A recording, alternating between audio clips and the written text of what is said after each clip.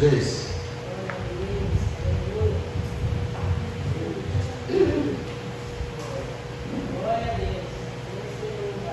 Versículo 22 diz assim: porque sabemos que toda a criação geme e está juntamente com dores de parto até agora. E não só ela, mas nós mesmos gememos e temos as premissas do Espírito. Expliquei isso aqui semana passada, não foi? Também gememos e nós mesmos esperando a adoção.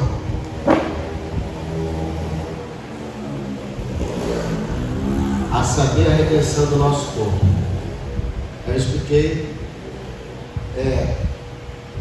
que para Deus o Espírito Santo ele vale mais do que te salvar. A pessoa do Espírito ela é mais importante para Deus, tem maior valor do que salvar qualquer pessoa. Então, se eu entendo isso, o que Paulo está dizendo assim? É tão certo que Deus já te salvou, que Ele te deu o Espírito Santo, que é um penhor. Ele empenhorou o Espírito dentro de você. Não tem essa história que as igrejas ensinam, que você perde o Espírito Santo. Pastor, não perde? Não, irmão, porque Paulo vai dizer que aquele que se une com o Espírito forma com ele o mesmo Espírito. Não tem como o Espírito Santo sair de você se ele está agarrado, colado com a cola espiritual. Separa a sua alma do Espírito. Não tem como. Tem como desprender? Alma para um lado, Espírito para o outro? Não tem como. Você está entendendo? A alegoria, o nome disso chama-se amálgama. Quando nós nascemos de novo, o Espírito Santo, ele amalgamou ao nosso espírito. Pastor, o que é amálgama? É quando você vai lá no teatro de promoção e fala assim: me dá uma bisnaguinha daquela de Superbond, de Durabox. Aí o cara vai te dar uma caixinha. Dentro da caixinha tem duas massinhas, uma branca e uma cinza. Aí você vai colar um negócio, você pega um pedacinho da branca, um pedacinho da cinza e vai juntando as duas para formar o quê? O Durepox. Depois que você juntou, tem como separar? Tem como? Não tem. É exatamente isso que a Bíblia diz que o Espírito Santo faz conosco quando você vem. Quando você aceita Jesus, quando você tem uma experiência de salvação, quando você creu, não tem a possibilidade do Espírito sair de você. Agora, existe sim uma sensibilidade do Espírito. O Espírito Santo ele pode ficar apagado dentro de nós. Isso existe. Que vem pela apostasia. O que é a apostasia? Que é o esfriamento. A pessoa ela vai se esfriando na fé. E aí o Espírito Santo, não é que ele sai de você, ele está lá. Só que ele fica, você deixa de ouvir a voz e fica insensível. É como se alguém estivesse limpando aqui, passando pano, e você passa com o pé sujo. Nas primeiras vezes a pessoa vai fazer o quê? Ela vai voltar a limpar de novo. Se ela percebe que toda vez que ela passa, quando você passa, o que ela faz? Bobagem não está, porque eu estou limpando para ser em vão. Então, uma vez que você peca, o Espírito Santo vem e te compunge. Se você dá ouvidos, ele continua falando. Agora, você peca, ele fala, você não dá nem confiança, continua pecando. Ele está falando, ele está. Pastor, como é que ele fala? Ele fala no seu coração, ele te coloca tristeza, ele te faz lembrar, te dá um remorso. À medida que você vai insistindo no pecado, o que ele faz? Ele para. Ele não vai ficar insistindo com você. Isso existe. Por isso que Paulo falou assim: não extingueis o Espírito. Não existe a possibilidade do Espírito Santo sair de você. A gente tem que estar sempre estudando a doutrina, a palavra de Deus, e confrontando com a realidade. Quando você faz um trabalho de... Você vai na Cracolândia, que sopão que o pessoal faz, alimento, vai na Cracolândia. Mas vai abrir para passar aqui. Quando nós estamos passando, eles vão ficar passando aqui. Aí, você vai levar lá o alimento, aí você vai levar a palavra. Você se surpreende que a maioria deles são crentes. Já foi de igreja. Louva hino, sabe pregar, sabe versículo. 85% dos presos ou são de berço evangélico ou tem família crente. Já viu disso? Então, engraçado, estava vindo de lá para cá na viagem, eu estava ouvindo o pastor Hernando Dias Lopes, ele falando sobre a justificação.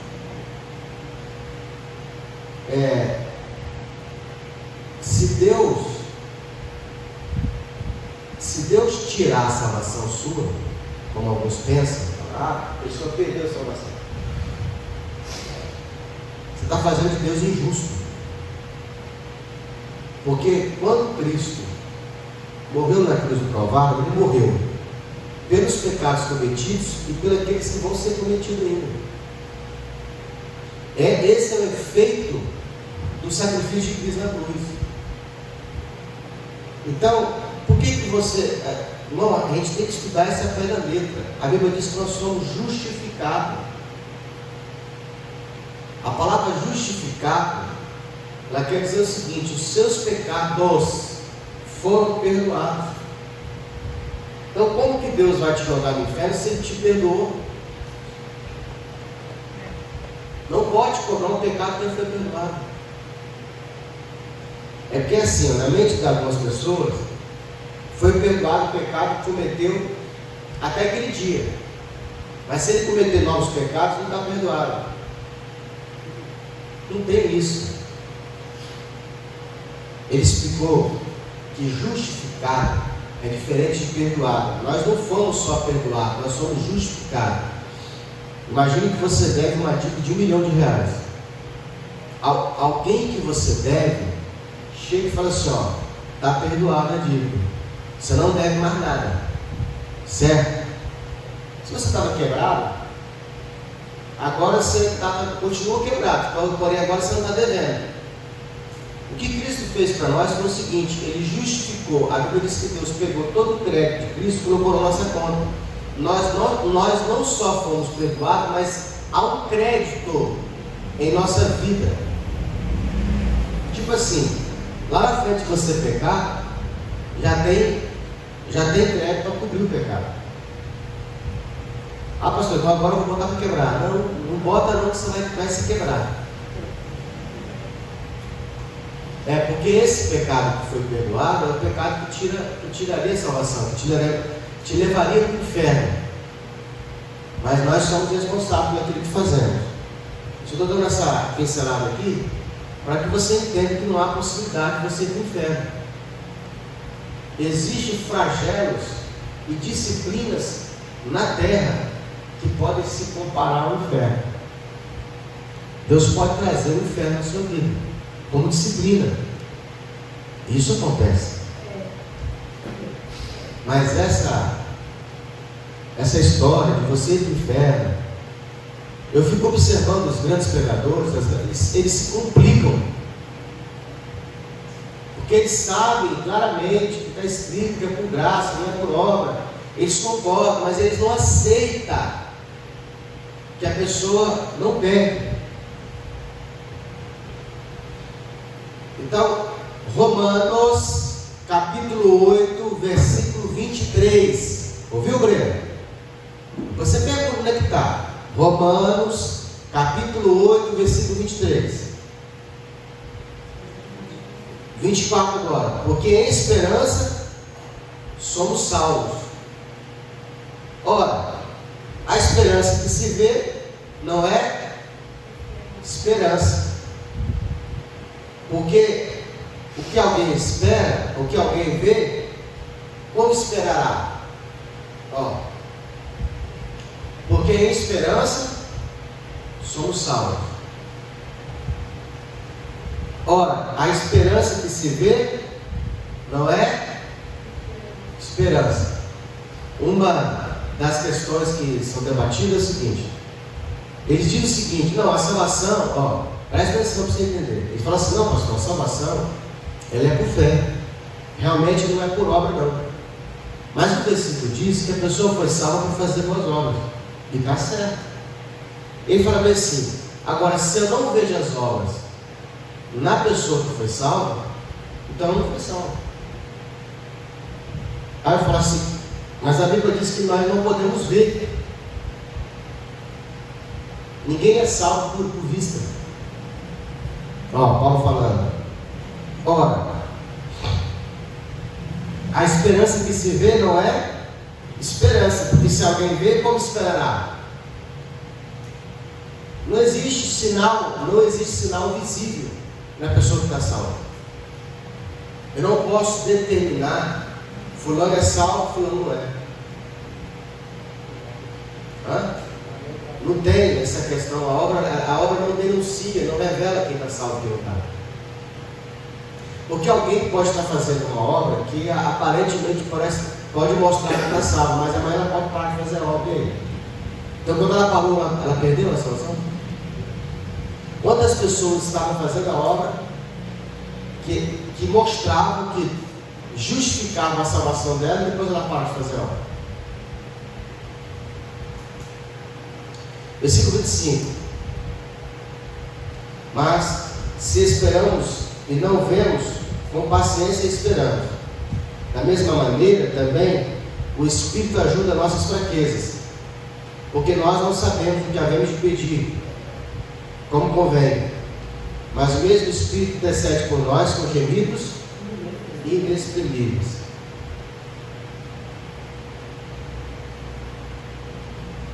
E aquele que examina os corações sabe qual a intenção do Espírito. E ele, que segundo Deus intercede pelos santos. E sabemos que todas as coisas contribuem juntamente para o bem daqueles que amam a Deus, daqueles que são chamados por seu decreto. Porque os que Deus conheceu, também os predestinou para serem a imagem de seu Filho. Isso aqui mexe um pouco com a cabeça da gente, porque Deus sabe quem está salvo. E é bem complicado você tentar entender.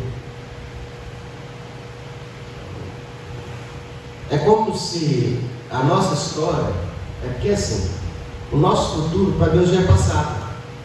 Ele já viu. Então, ao ver, Ele já predestinou. Mas Ele predestinou aonde? Em Cristo. É mais ou menos assim: toda pessoa que estiver em Cristo vai se salvar.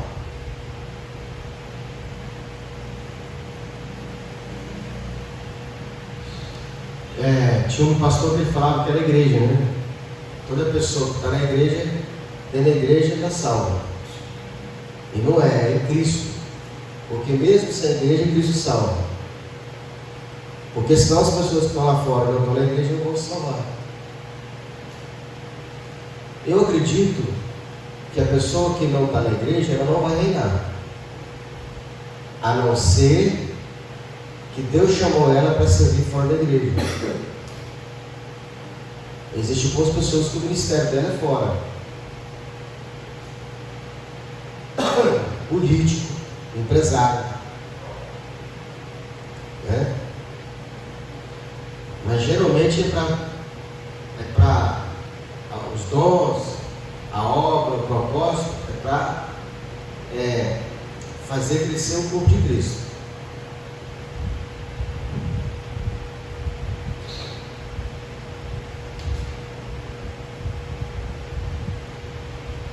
versículo 29, né? A fim de que ele seja o primogênito dentre os irmãos. E os que predestinou, a esse também chamou. E aos que chamou, a este também justificou. Viu aí?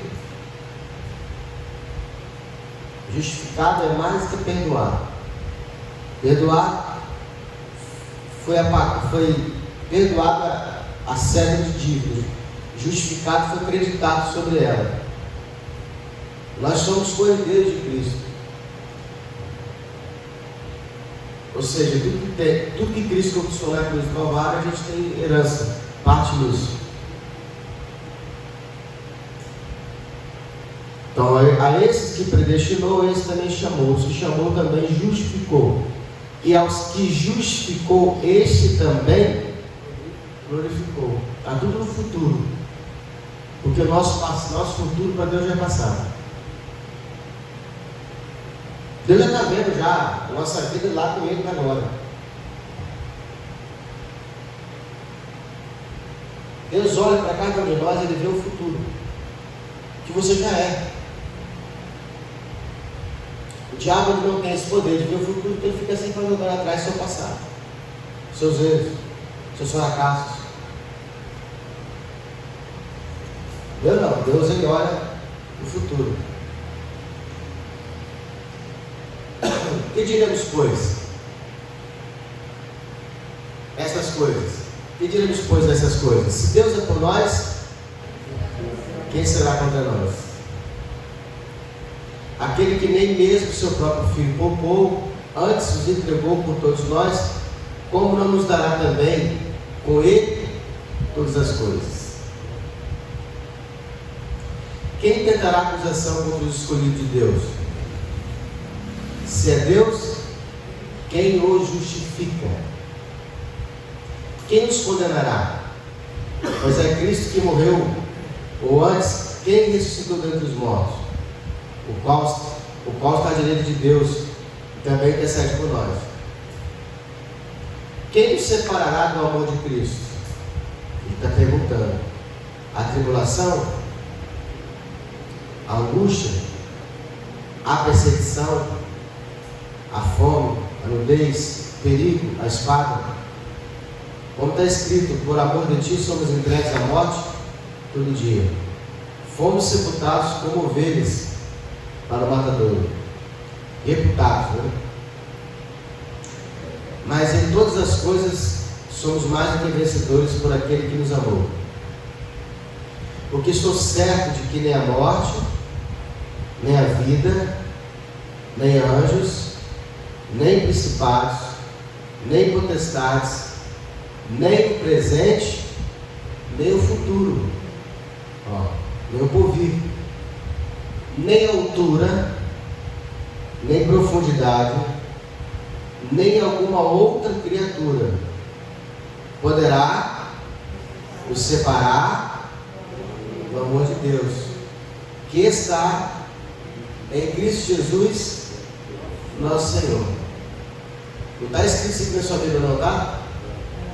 Nem a morte, nem o Satanás, aquele anjo, demônio, o principado, nada pode separar do amor de Cristo. Ah, não, pastor, mas o pecado pode.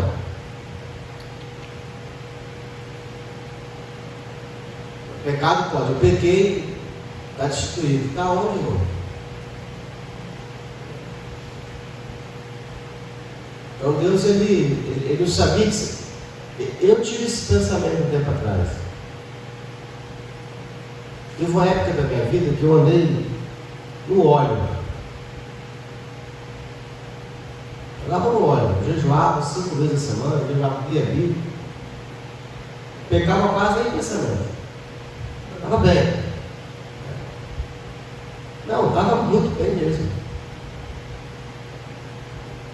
E aí, um dia eu escorreguei, caí em transgressão.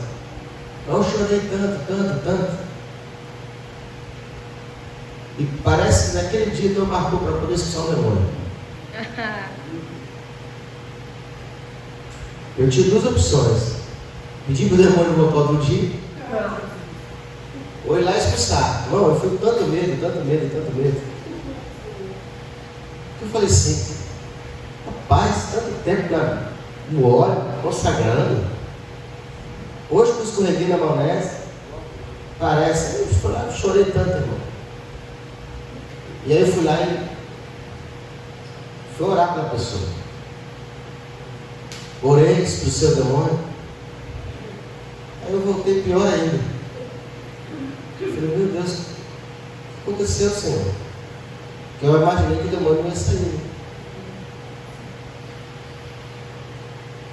Aí o Senhor falou comigo.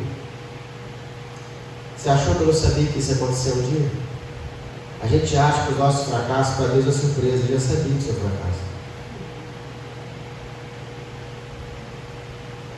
Nós não podemos surpreender Deus. Nada que você faça pode surpreender Deus. Nem o acerto, nem o erro.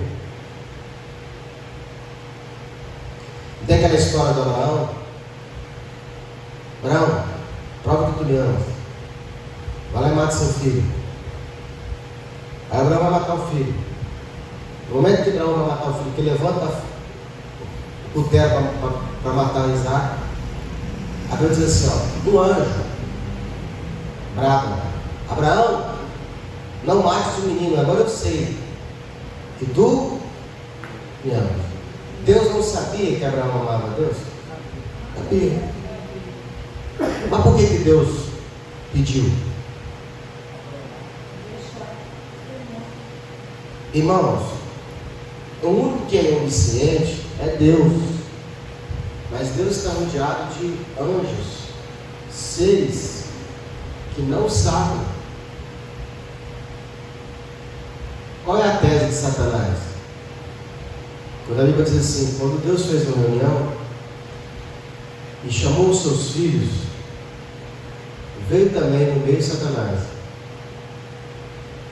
E o Senhor pergunta, de onde vem? De rodear pela terra e passear por ela. Aí o Senhor fala, viu, senhor sério, Jó? Aí Jó vai dizer dele, ele é reto, justo, temente a Deus, se desvia do mal. Ali a primeira tese de Satanás é o quê? Também pudera. Tudo que ele te serve porque o Senhor recompensa ele. Tem uma troca.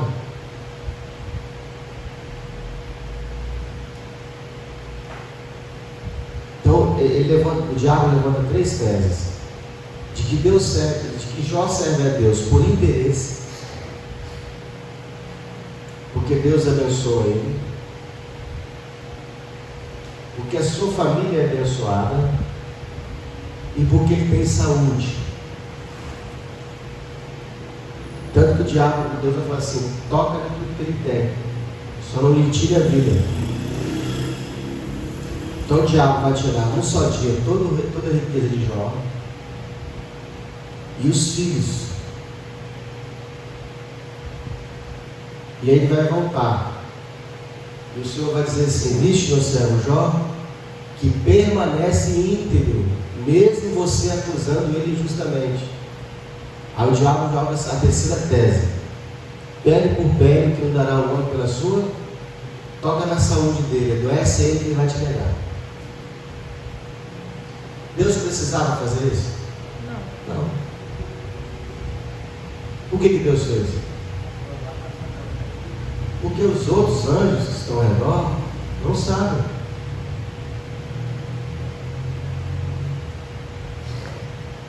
Tem uma parábola, uma história, é interessante. Uma empresa que contratou um funcionário e em pouco tempo o funcionário ele se destacou. E ele foi promovido. E aí o funcionário mais antigo, ele ficou revoltado, porque ele está lá há tanto tempo e ele não recebeu promoção. Aí ele foi lá na mesa do patrão, reclamar com o patrão.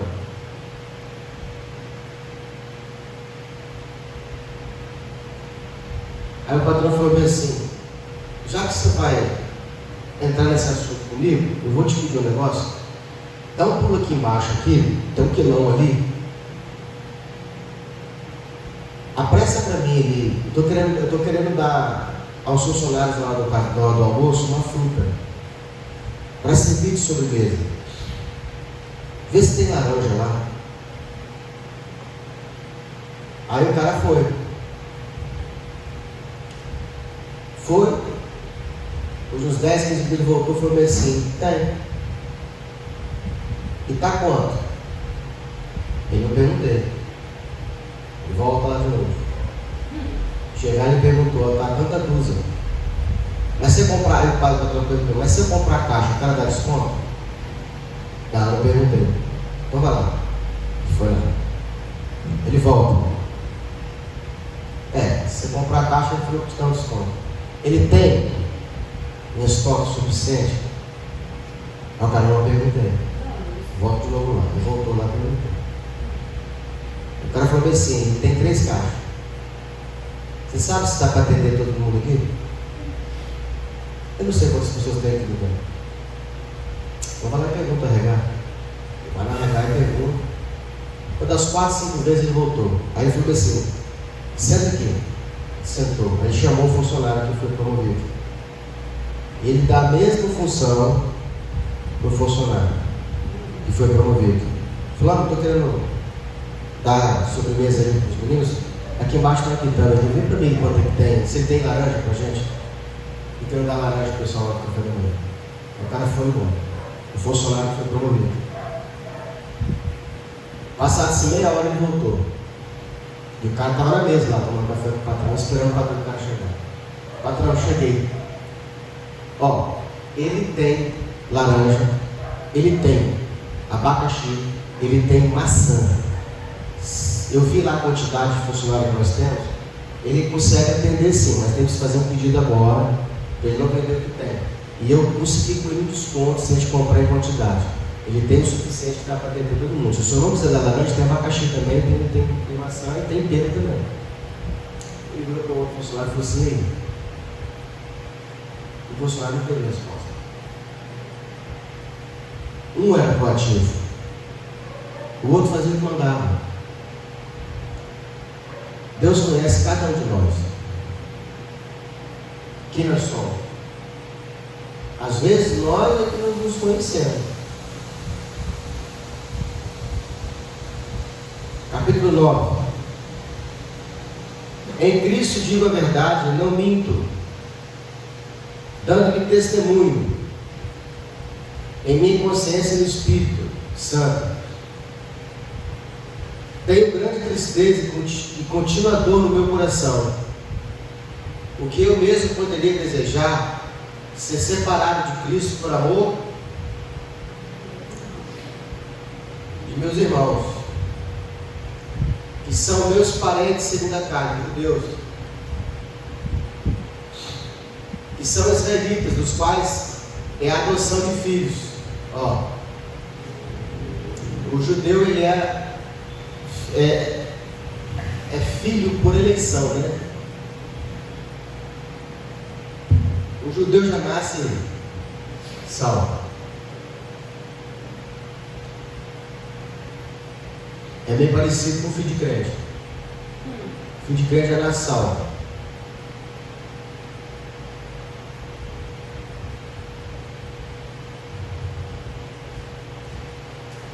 É a adoção de filhos, a glória e os concertos e a lei, e o culto e as promessas, dos quais os pais, os quais é Cristo, para os patriarcas, Cristo segundo a carne, né? A geração de Jesus.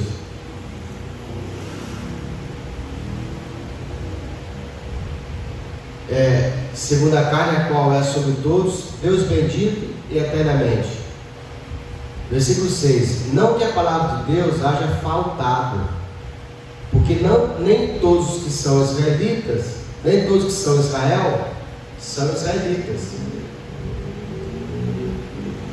Nem os serem descendentes de Abraão são todos filhos, mas em Isaac será chamada a tua descendência. Isto é, não são os filhos da carne que são filhos de Deus, mas os filhos da promessa são contados como descendência. Ou seja, A gente não nasceu da carne, a gente não nasceu da parentela de Jesus, parente mesmo da carne, como os judeus. Por isso precisamos nascer do Espírito, do novo nascimento do Espírito. Entendeu? É uma maneira que Deus criou na nova aliança para que salvasse a humanidade. E não somente... Não, cadê? Porque a palavra da promessa é esta: porque este tempo virei e Sara terá um filho. E não somente esta, mas também Rebeca, quando concedeu de Isaac, né? Nosso pai. Porque não tendo ele ainda nascido, nem tendo feito bem algum ou mal, para que o propósito de Deus, segundo a eleição, ficasse firme. Para que o propósito de Deus, segundo a eleição, ficasse firme, não por causa das obras, mas por causa daquele que chama. Mais uma vez, a salvação não envolve obra. A salvação do Espírito não envolve obra. A salvação da alma envolve obra. Você tem que entender que a alma, ela é salva por obra. E ela pode ser, você pode perder a salvação da alma, que é o galardão. Mas você não entra em condenação. É isso que nós falamos. A pessoa não entra em condenação, ela não vai para o inferno. Porque não tem como Deus mandar o Espírito dele para o inferno. Se ele mandar a sua alma para o inferno, está mandando o Espírito de Deus junto para o inferno.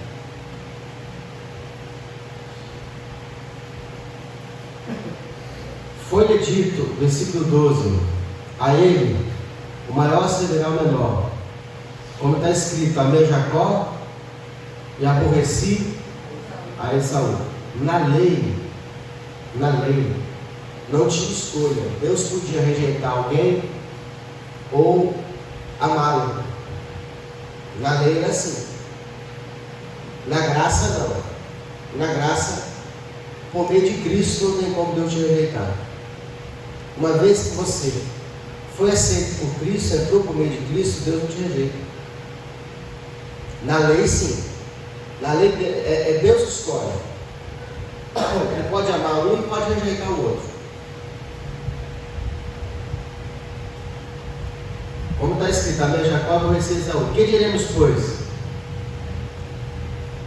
Que é injustiça da parte de Deus?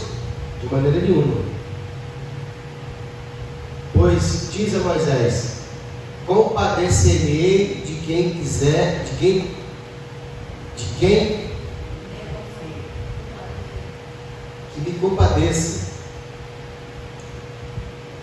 Compadecer-me-ei de quem me compadecer, e terei misericórdia de quem tiver misericórdia. Na lei é assim. Assim, pois, isto não depende de quem quer, nem do que corre, mas de Deus que se compadece. Porque diz a Escritura a Faraó: para isso mesmo te levantei, para te mostrar o meu poder e para que o meu nome seja anunciado em toda a terra. Logo, pois compadece de quem quer e endurece a quem quer. Deus pode endurecer o coração de uma pessoa para discipliná-la, como o caso de Faraó. Eu acredito que ele está endurecendo o coração de um rei, de um presidente da nossa nação aí, para que ele se levante contra Israel mesmo, para Deus pegar ele. O Naira. Porque normalmente, politicamente, uma pessoa teria que voltar atrás do que falou, para não criar uma guerra, né? Existe o princípio no Brasil de neutralidade. O Brasil ele tem uma lei de neutralidade. Ele, numa questão de guerra, o Brasil não toma partido. Ele fica neutro. Então o presidente ele não pode tomar partido. Eu acho que você está errado em brigar com outro país. Então, o país lá se vira para lá. Você apoia quem? Não apoia ninguém. Eu quero a paz. Eu quero a paz dos dois países.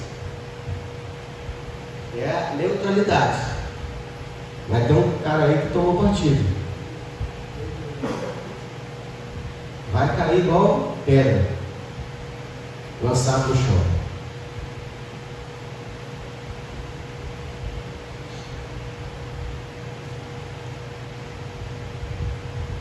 Versículo também. Dir-me-ás então, por que se queixa ele ainda? Por quando quem resiste sua vontade? Ninguém, né? Mas o homem, ó homem, quem és tu, que a Deus replicas? Porventura a coisa formada dirá o que formou? Por que me fizeste assim? Ou não tem o olheiro poder sobre o barro, para da mesma massa fazer um vaso para a honra e outro vaso para a desonra? Que diremos, pois? Que direis? Se Deus, querendo mostrar sua ira e dar a conhecer o seu poder, suportou com muita paciência os vasos da ira, preparados para a redenção. Uma coisa você tem que saber: nem todo mundo vai se salvar. Não tem espaço para todo mundo se salvar. Entendeu? Não vai todo mundo no mundo alcançar a salvação. Existe um número de pessoas que vão ser salvas e existe um número de pessoas que vão reinar. Qual você vai fazer um concurso público? O concurso falou assim: tem 154 vagas. Todo mundo pode participar? Pode. Todo mundo pode prestar o concurso. Mas só tem 154 vagas. Então a salvação, ela também tem um número. A quantidade de pessoas que vão ser salvas. Não é todo mundo. Então se você já foi alcançado, você tem que dar glória a Deus. Entendeu? É igual a passagem da coroa. Guarde bem com a tua coroa, para que ninguém a roube.